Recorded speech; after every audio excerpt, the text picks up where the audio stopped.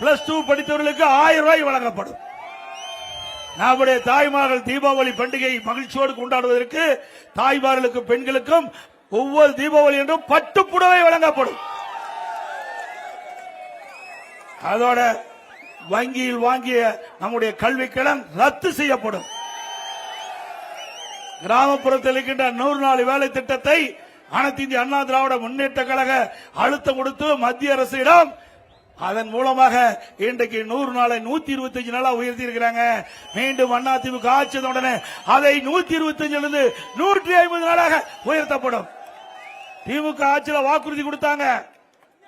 அந்த மக்களை ஏமாற்றி அந்த 100 நாள் வேலை திட்டத்தில் பணிபுரிகின்ற பெண் ஊழியர்களை ஏமாற்றி வாக்குகளை பெற்று ஆட்சிக்கு வந்த பிறகு அவர்கள் அறிவித்த அறிவிப்பை நிறைவேற்றவில்லை.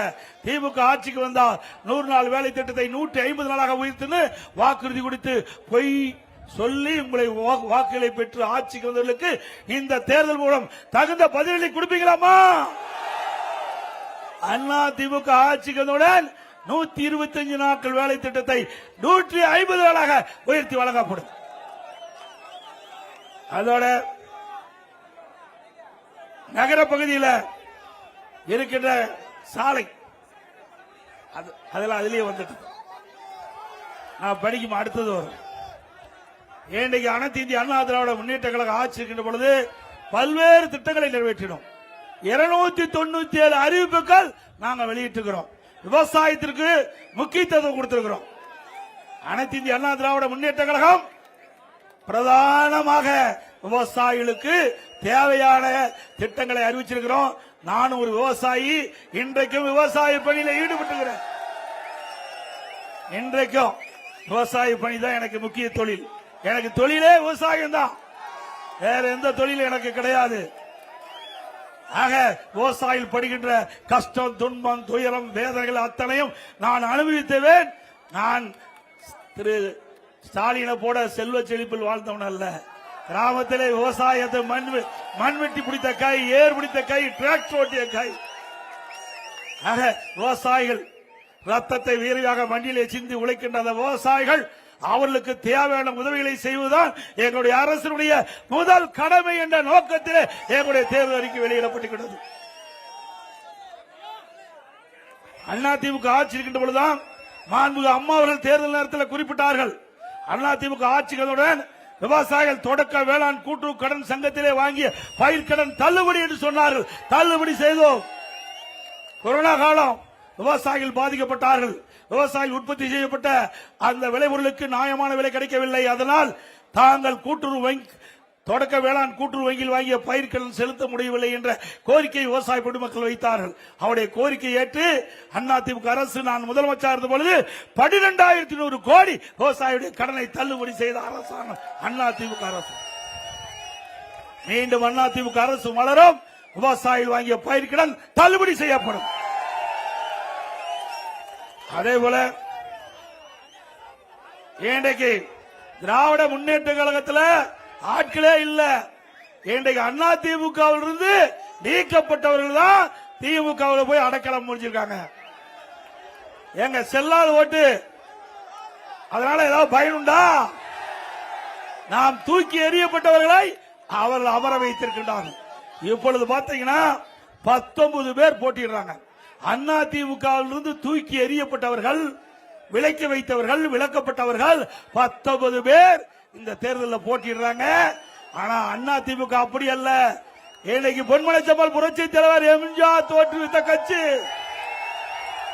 அம்மா கட்டிக்காத்த கட்சி. 31 ஆண்டு காலம் உங்களுடைய பேர் ஆதரவிலே ஒரு நல்ல ஆட்சி நாட்டு மக்களுக்கு தந்த அரசாங்கம் அதிமுக அரசாங்கம். ஆக எங்களுடைய இயக்கத்தை பொறுத்த வரைக்கும் தலைவர்கள் இல்லை, ஆனால் தொண்டர்கள் நிறைந்த இயக்கம். உங்களை போல் இருக்கின்ற சாதாரண மக்கள் நிறைந்த இயக்கம். ஸ்டாலின் அவர்களே, எங்கள் இயக்கத்தை உடைப்பதற்கு எவ்வளவு முயற்சி செய்தீர்கள், முடக்குவதற்கு எவ்வளவு முயற்சி செய்தீர்கள், எவ்வளவு வழக்குகளை போட்டீர்கள்.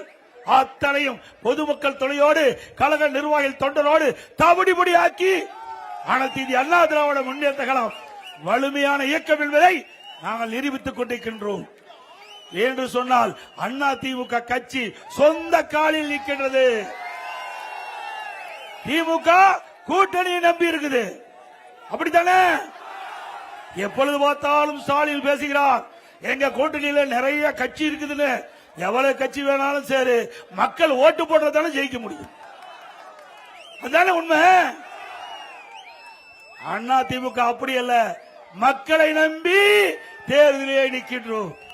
மக்களுக்கு சேவை செய்வதற்காக நாங்கள் கூட்டணி அமைச்சிருக்கிறோம்.